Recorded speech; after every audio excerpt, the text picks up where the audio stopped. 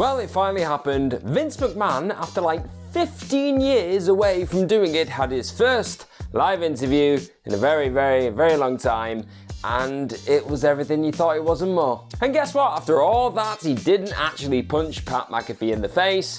Oh, there were a few moments in there where you thought, this might actually happen. So covering everything from death threats to Saudi shows, Vince was pretty much an open book from start to finish in this interview, which was quite refreshing, and we got a few little nuggets of information that we didn't know beforehand. So, without further ado, I am Gareth here from What Culture Wrestling, and these are the 10 things that we learned from Vince McMahon on the Pat McAfee Show. Number 10, what goes through his mind when releasing or pushing people. So obviously this is a massive talking point when it comes to Vince McMahon and WWE in general, the fact we've had a lot of releases, and when people are pushed, so a lot of the time people are sat there thinking, well, why is this person being pushed? Why is that person not being pushed? I'm so angry, I'm so raging. And Vince openly admitted, a lot of people think that he doesn't have a heart, and that's why he does some of the things that he does. He's just a soulless machine of a human being. But newsflash, he's not. He said that for the most part, he's just concerned about what is best for the audience, really, what's going to make the audience pop and make them sing and cheer, which feels a bit maybe not quite the case on a lot of occasions, because we say, dude, Vince, we don't like this guy, and he goes, nah, you're gonna love him. And then we say, no, we don't, and he keeps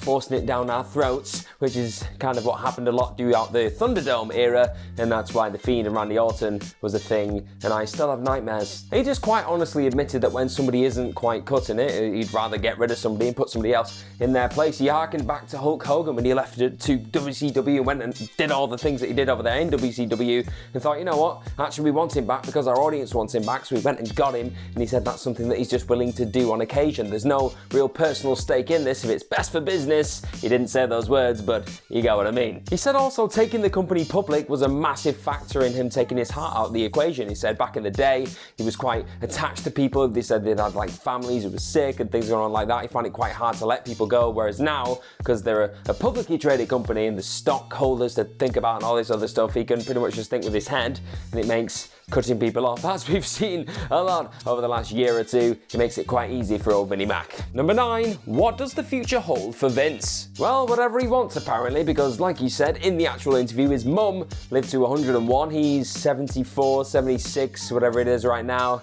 He's got a lot of time left on this planet. But he is the kind of guy who's always looking forward. That was evident from start to finish in this. And he said there's nothing stopping a bus randomly hitting him the next day, and it could just stop everything right there and then. And he said if that was to happen, he'd just like 1 second just to say thank you for everything he's been able to do, which I thought was unexpectedly quite sweet. And there was a few moments like that in this. Vince, don't make me think you're a human being, it's not cool. And then Pat McAfee made a rather unexpected point about the fact that people watch Succession, that TV show Succession, and think, that must be an awful lot like what happens in real life with WWE behind the scenes, to which Vince answered by saying he doesn't really think about what the future holds for him, like who succeeds him going forward with WWE. He doesn't think about what specific family members, or as he put it, other family members may take over if they're right for the job or not. So I think from the wording, the phrasing of that, I think you've got to think that's somebody like, I don't know, Triple H, and other family member maybe in his mind. He's not sure about what the future's going to hold on that. He played those cards very close to his chest. But he also said that he has to look at family very objectively, just like any other employee, and if somebody's not really fitting into the system, they've got to go. Looking at you, Shano. Number 8, Vince's favourite moment. Now, he did say just before this that, the next moment, the next big moment that happens, that's my favourite moment because it's the moment we've got right now. He said that typical spiel where, I'm just living in the moment, but he said if I put all that to one side, the big one, the one that makes the most sense to me is the one that really means the most, is WrestleMania 1, because without it, we wouldn't have anything. Because when it came to WrestleMania 1, he just didn't really have a lot of money on him because he'd bought WWF off his father and all the rest of it, and he had to pretty much spend all the money that he had, which still wasn't enough to buy the company outright. He had to pay in installments to really get that over the line, that deal over the line. Every time he paid an installment, his father thought, well, that's it, he's not going to be able to pay the next one. Like, he's scraping by, he's not going to be able to do it, but he did, because he's Vinnie Mac, he's ruthless, he's got all this passion, and he meant it so. And obviously, Vince doing so well at WrestleMania 1 caused a few shockwaves and ripples throughout the business, which we will get to later on. Number 7, why he hates the term professional wrestler. Yeah, so it's no secret the fact that Vince McMahon just isn't isn't a fan of certain terminology when it comes to his wrestling products. He doesn't like calling championship belts, things like that. He's not a big fan. The big one, probably the biggest of all, is the fact that he isn't a big fan of the phrase pro wrestler. And Pat McAfee even just alluded to it throughout the interview. He said, I know you're not really a fan of this, but why? Why is that, Vince? Why so weird? And he just made it really clear that the term pro wrestler feels a bit dull to him for the most part. It feels a bit one-dimensional. You could be a good wrestler or a bad wrestler, but he's just a wrestler, whereas a superstar in his mind, a WWE superstar, does so much more than that. They can act, they can react, they become well-rounded people. He classes becoming a WWE superstar and working within this organization, this empire, as better than going to college. It provides him with an education and a way of life and a way of being, and he really, really loved banging his old drum here. There was also a bit of a nod to marketing, which we see a couple of times over the course of this. You see the way Vince McMahon's brain works. He's obsessed with marketing. He thinks, just in general, you say professional wrestler, you say WWE superstar, that one sounds like money. The other one sounds like something you could build a rival company on that does really well, has a lot of intense wrestling, and a lot of your old employees go over there because they want to do that instead, and a lot of us want to watch that instead. What was my point? Number 6, inside the mind of McMahon. And jumping back into the way this crazy big old mind of Vince McMahon works, there were a few moments, really insightful moments in this interview where you just saw how Vince came up with certain parts of what WWE would become and certain ideas and certain concepts. And I found it quite fascinating, to be honest. Because when talking about the WWF and the fact they had to get rid of that name initially because of the World Wildlife Federation, Foundation, whatever the hell it is, and they had to do that, Vince said he literally sat in his office for 30 minutes and thought, I've got it. Yeah, perfect. Get the F out. That's it. We'll do WWE.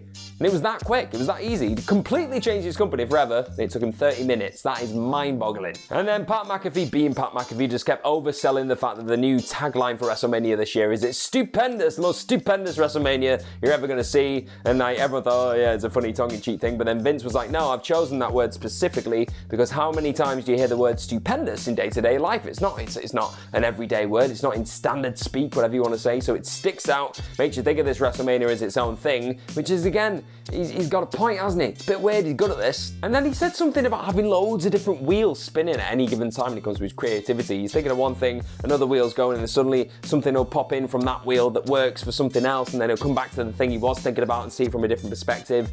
And it was just like a mortal human like myself sees 3 wheels spinning and steam starts coming out. I start panicking. But Vince apparently loves it. He loves the chaos and it brings out new ideas. And he just really loves his job, which is quite crazy. And I say crazy because this is the man that managed to spearhead and steer WWE all the way through the pandemic and keep them so they were at a point where they didn't miss a single show. That just didn't happen. He really celebrated. He banged the drum again for all of his WWE superstars because he said they were brilliant. He had to really think on their feet and prove why they're not just pro wrestlers, they are superstars, and he just loves saying superstars. Did I mention WWE has a lot of superstars? Number 5, Vince talks Saudi. Yeah, you've got to hand it to Pat McAfee. He really didn't just skate around when it came to the really big, difficult questions that not a lot of people may have the balls to ask. I mean, when it came to this one specifically, the Saudi stuff, he did frame it in a way that really set Vince up to be a bit coy with his answer, but he still asked it, so salute him for that. He just said, like, how did he approach Saudi? Obviously, like, this new deal, this massive deal, this quite controversial deal that did happen with the Saudi Arabian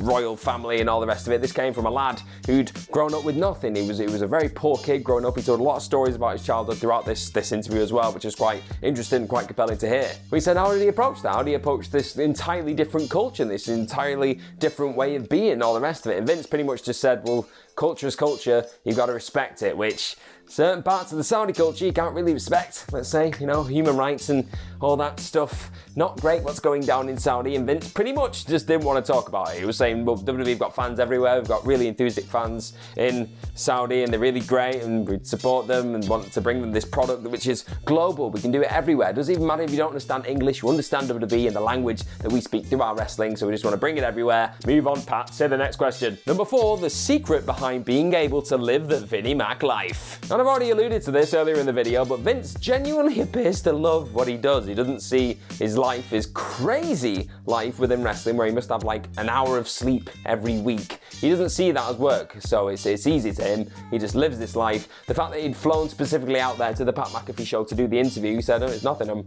I'm enjoying being here. And he genuinely was. He was there for like an hour and a half, and he just didn't seem to be breaking a sweat. He was beating up the microphone a lot. I think that's a WWE thing right now. Anybody who goes on the Pat McAfee show from WWE just destroys the kit, because why not? Banner. But he specified that he finishes his workouts at 3 a.m. He does a 1,000-pound set of squats once a month. 1,000 pounds, that's 11 plates on the squatting rack. He does that. That's crazy. The guy's 76. He also said that he gets his business done on the plane, because Pat was like, oh, I've got a really long flight to Miami for the next SmackDown, I think, on Friday. And Vince was like, yeah, so what? I'll do loads of business on the plane because I'm Vince McMahon. I'm a madman. And then they also referenced the fact that Vince ripped both of his quads, which I thought was really funny. It was Pat just being an absolute nerdy fan, which is great. He was like, you did that? That's insane. He said, yeah, it's a special kind of person to sever both tendons in your quads and not be able to walk. It's crazy. And then he went into more detail about all the different injuries that he's had, and Vince has had quite a few. Turns out that he's had neck surgery, he's had tricep surgery, he's had back surgery, sternum, spine, you name it, Vince has pretty much had it, just as an accumulation of living his lifestyle, his crazy lifestyle that he does, and probably getting hit in the head with a bedpan. Told a story about how Stone Cold Steve Austin, before that actually happened, that whole shot of him getting smacked in the head in hospital, Stone Cold came up to him and said, Vince, I want to hit you in the head with a bedpan, and Vince went, all right, cool, yeah, you do that, Steve. Number 3, Vince received death threats. And speaking of little tales and tidbits and little anecdotes that Vince was all too happy to unveil over the course of this interview, one of my favourite ones revolved around Jim Ross, death, and a toilet. It was really weird. Because like I said, Vince McMahon was stepping on a few toes after WrestleMania 1, around that time, around that era. NWA specifically were not happy with him. All these other territories that were like, no, we stay in our territories, Vince. This is not the way we do things. They were getting so annoyed and so peed off with what Vince McMahon was doing, they got to the point where they actually wanted to kill him. Yeah, he said he had death threats, and a lot of people wanted to see him at the bottom of various bodies of water. Yeah, wrestling, eh? Crazy. But this specific story about Jim Ross, he was in a bathroom at this point where various people from different promotions were actually very much talking about, oh, I can get this person to whack Vince. They could say, yeah, I'm going to get a hitman, and I know a guy that could kill Vince McMahon. They were saying all these things, and JR was thinking, well, I don't want to be an accomplice here. I don't want to be like facilitating murder. I don't want to be seen to be in this scenario right now, so I'm going to bring my boots up onto the toilet seat and be in a position where if you're already sat in the toilet seat, makes you very vulnerable, and Vince was chuckling his head off, so this was it. We saw the toilet humour thing that everyone always talks about in Vince McMahon, where he's obsessed with poop jokes. He told a poop joke about JR on a podcast. Oh, you love 2022, don't you? Number 2, Pat McAfee will be getting a Mania match against, well, we don't know. I mean, Austin Theory wasn't even on the show. Like, they'd build it up like he was going to be on there defending Vinnie Mac and having his back, and he was literally not even on screen, so he's out apparently at this point. But who knows, something might pop up on Monday Night Raw or SmackDown or the rest of it. We could see a development. But Vince himself didn't even say that he was going to be in the match either, and that's been the big report. It was all a bit messy and a bit murky, this. Because Pat himself had said that he'd seen reports online, people suggesting that he could be having a match, but he was none the wiser. But if he'd read those reports, he'd probably already seen that Vince was the person he was supposed to be having the match with, so he was trying to play dumb to that point, and it just all felt a bit weird. But he was genuinely over the moon, and maybe this was Pat McAfee finding it out for the first time. If that is the case, he seemed genuinely really happy about it. All of his friends were like, yeah, go Pat! And he said, I've got 30 days, I've not really trained a lot. Oh, this is a big deal. And Vince also really enjoyed the fact that Pat McAfee has his own ring on the way into his studio, and he was like, oh, it's really good, looks like a WWE standard one. And Pat was like, yeah, it's really hard. And Vince just didn't seem that bothered. He was like, yeah, that's the business, buddy. But as Vince put it in the conversation, they are going to find him an opponent, they're going to find him someone to fight with, and that's going to happen at WrestleMania. So Pat McAfee is official at this point, he's going to be on the card.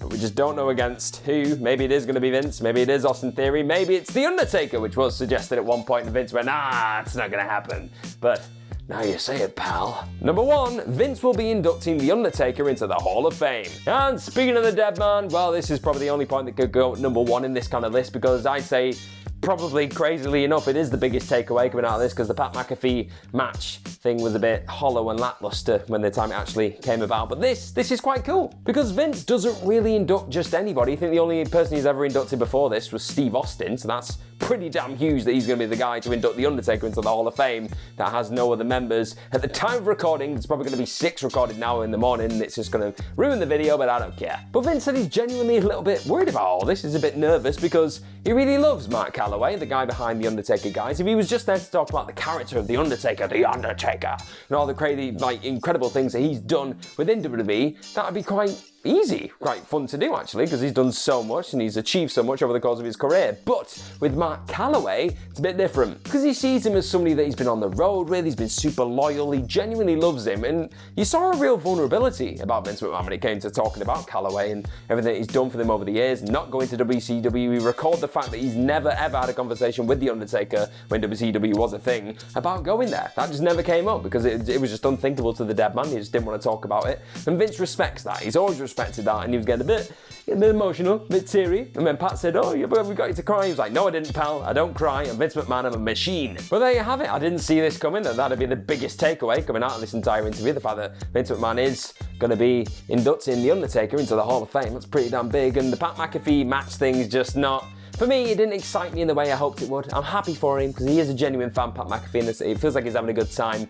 And I just don't know how to feel about any of it. It was a long interview. It was a long time.